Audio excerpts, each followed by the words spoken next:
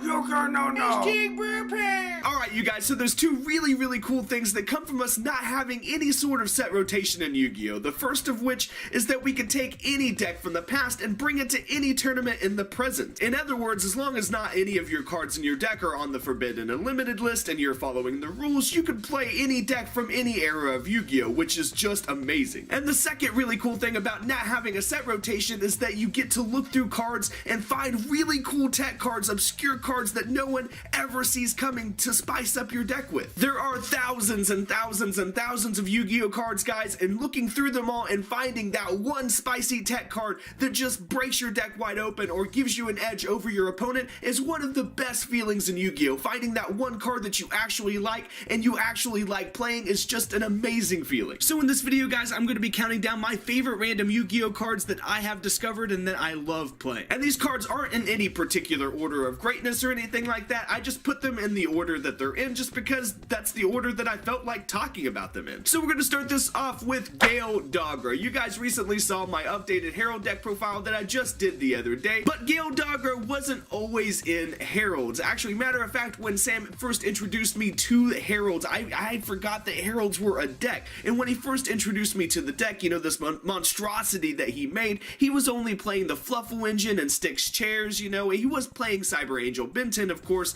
to kind of wrap up the engine and the Ritual Sanctuary and everything, but he had never heard of Gale Dogra. So later, when I learned the deck and I started adding cards to it and stuff and I suggested Gale Dogra, Sam had no clue what I was talking about, but in his defense, no one really knew what Gale Dogra was. Matter of fact, the really funny story about how I discovered Gale Dogra is I googled the worst Yu-Gi-Oh! Cards ever. Seriously, years and years ago, I was looking up the worst cards in Yu-Gi-Oh! Just because I was curious, like wondering what cards were really that bad because I was getting back into the game, and I came across this thread, and looking at it later, it's a thread for a Yu-Gi-Oh! Video game, but the point still remains. There's these people complaining that Gale Dogra is just a useless card. Its effect reads that you pay 3,000 life points to send one card from your extra deck to your graveyard, and I was looking at this card, you know, and this was years ago. It was pre-Duelist Alliance, let's put it that way. So I was looking at this webpage and I thought to myself, there's no way that this card is still bad. I mean, we have so many cards that have come out since then, you know, since this forum was published or this thread was published,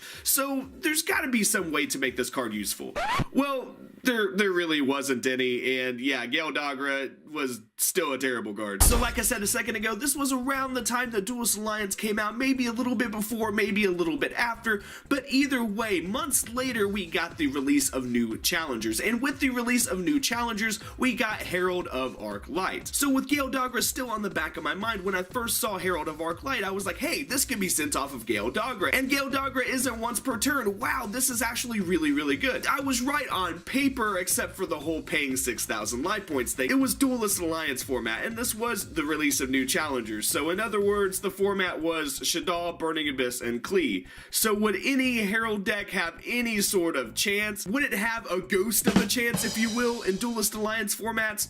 No, not at all. So once again, Gale Dogra got pushed to the back of my head until a long time later. I'm not sure how long later. Let's just put it this way, a long time after, okay? That is until I discovered number 18 Heraldry Patriarch. And I made this really insane, brilliant, heraldic Gale Dogra deck that I ended up making an MLG video on, and of course, the deck lost. I mean, the deck paid 6,000 life points and barely made a really broken board at all. But it was still like this monstrosity, and I was just really happy that I was able to put Gale Dogra in a deck that kind of semi-worked. But once again, since this deck was super gimmicky and I knew that I couldn't take it to a tournament anywhere and get any wins probably at all with it, Gale Dogra was pushed to the back of my mind once again until way later when Sam finally introduced me to Heralds. But even when Sam and I first put our heads together on Heralds, we still weren't sure about Gale Dogra. And the reason why is because pre-links, Gale Dogra kind of clogged your monster zones. It was too much. It was actually too powerful in the deck. But fast forward months and months later, guys, to the release of Link Monsters, and then of course Mrs. Radiant, and the rest is history, guys. Gale Dogra has finally found its home.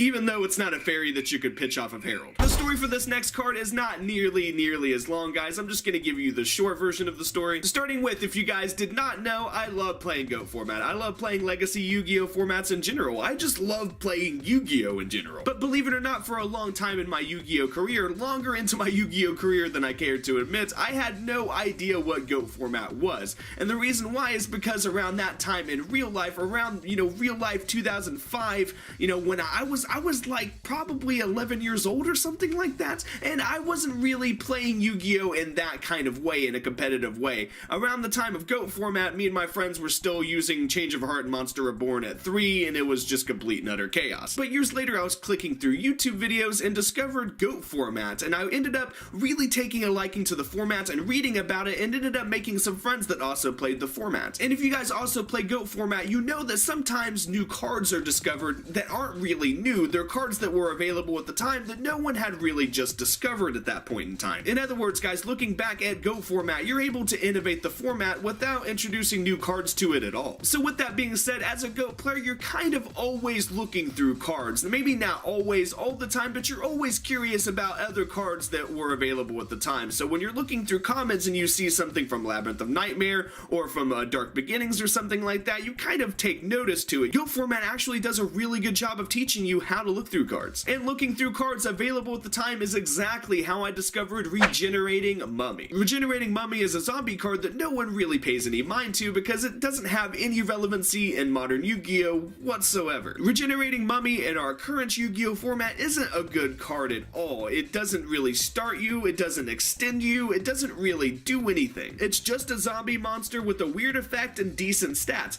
But if you take that same monster in GOAT format, it's actually a really good card. And the reason why is because A, 1800 attack is really good. B, it's a zombie, so if you are playing some sort of zombie deck, you can bring it back with Book of Life, for example. C, it is a dark monster, so you can banish it off of Chaos Sorcerer or BLS. And D, and probably the best thing about the card, it helps duo-proof your deck. Duo-proof is a term in GOAT format which literally translates to playing around the card Delinquent Duo. And by playing around Delinquent Duo, I really mean just making it suck less for you. Because Delinquent Duo lets your opponent discard a random card from your hand and then you pick a card. But Regenerating Mummy says that when it's discard from an opponent's card effect, that you can add it right back to your hand. So in other words, Regenerating Mummy is more or less a Sinister Serpent. And also this effect protects you from Thessalos if you're playing against Monarchs. Ever since I've discovered this card, guys, I've just always looked at it as a GOAT format card with a lot of potential that no one really pays attention to. And the next card on my list, guys, has a way more straight up story to it. It is Trap Eater. Trap Eater is a card I saw years and years ago looking through my Yu-Gi-Oh tins that I kind of made note of,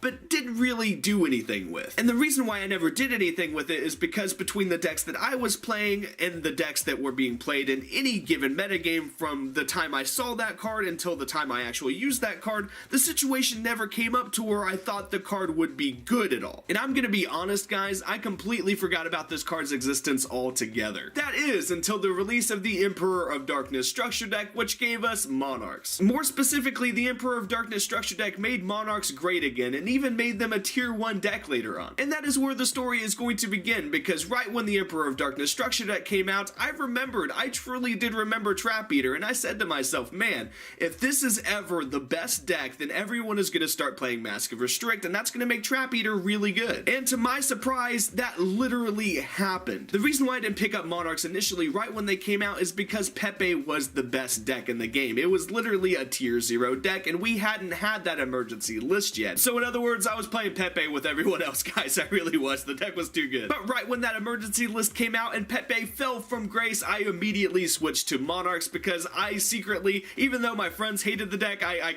loved it. I was secretly in love with the deck. I really was. And I instantly built that deck, clicked with the deck, and mastered the deck. I got really good with it. To keep this as simple as possible, guys, I ended up playing the build of Monarchs that played the 3 Super Quantum red layers. The rest of the Super Quantums really just clogged your deck up, made it too complicated and stuff. Other Monarch players also figured that out, but what other Monarch players didn't do is exactly what I did here. So since I was main decking the 3 Super Quantum red layers, what I would do in game 2 situations, knowing that my opponent would side Mask of Restricts or Imperial Iron Walls or what have you, I knew that I would be able to have a continuous trap target to be able to trap eat. So for game 2s, when I know my opponent would go first and I know that they would side in Mask of Restricts, I would assume that they would draw that Mask of Restricts. So what I did is I took out all 3 red layers and put in all 3 Trap Eaters. And it worked so well. Trap Eater is a fantastic card. It is a level 4 monster, 1900 attack, dark, and it's a tuner, guys. And it eats a trap. It's just amazing. I feel like the card was really meant for monarchs. I mean, it was a good body card. It was 1900 attack. It was a dark, so if you wanted to play some sort of Allure of Darkness, craziness like monarch deck,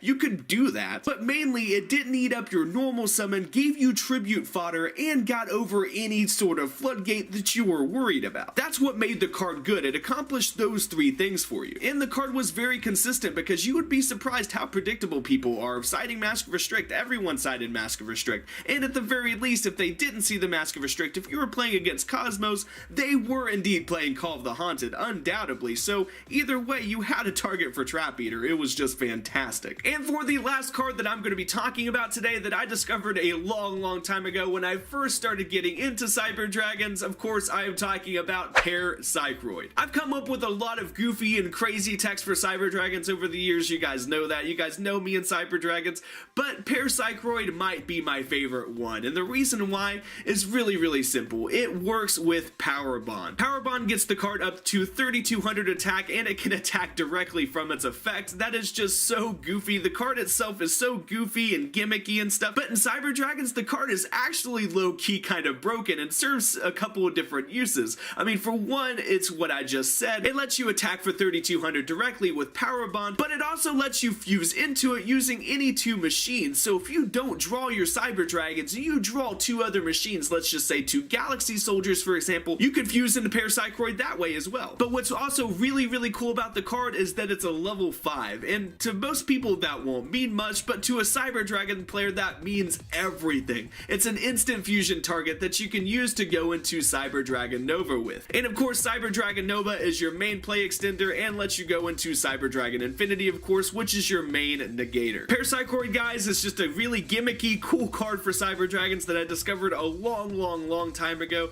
that I've played on and off in the deck ever since I discovered it, just because it is just that much fun to play, and no one ever sees it coming when you Power Bond for Cycroid. It is just hilarious. And then when you instant fuse for it, getting that second use, like having a card in your extra deck that serves 2 purposes that can go either way, and freeing up room in your extra deck is actually really huge and very useful. So Cycroid, guys, is one of my favorite cards that I have ever discovered on my own. But that is going to do it for this video, guys. I really hope that you enjoyed it. I hope at the very least that this inspires you to look through your tins and look through your cards and discover your own really cool tech cards that you end up using, because it's so satisfying discovering your own tech card and playing it, and it gets you really attached to that card, guys. I'm attached to every single card on this list. I'm very attached to every single card that I have named off on this list because I more or less discovered it. You know, every single card on this list I discovered or helped discover, and that makes it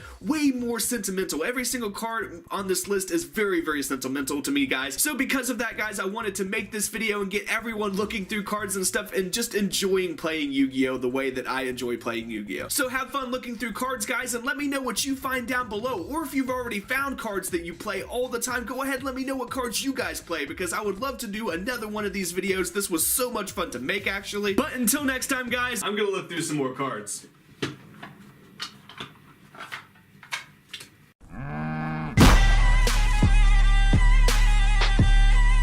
Subscribe!